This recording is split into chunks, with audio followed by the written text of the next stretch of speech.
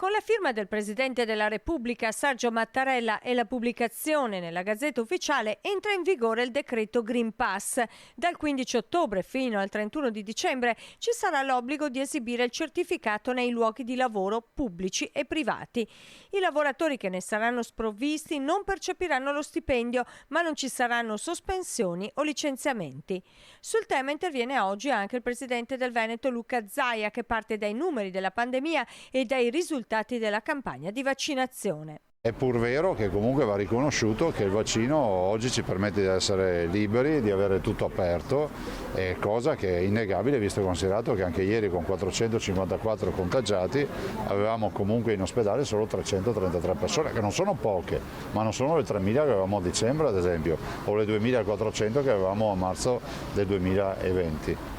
Ora, per coloro che non sono vaccinati, scatterà l'obbligo di presentazione dell'esito del tampone sui luoghi di lavoro.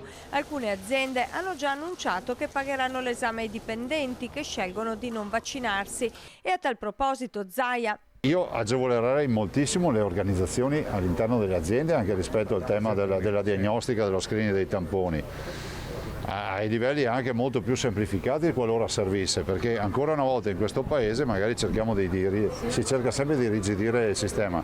Penso che ci possono essere delle aziende che in autonomia possono organizzarsi anche le attività di screening e potrebbe essere un benefit per i lavoratori che non si sono vaccinati o che non hanno potuto vaccinarsi, perché sono dei lavoratori, ricordiamolo, che non si sono vaccinati perché non potevano vaccinarsi per problemi di patologie.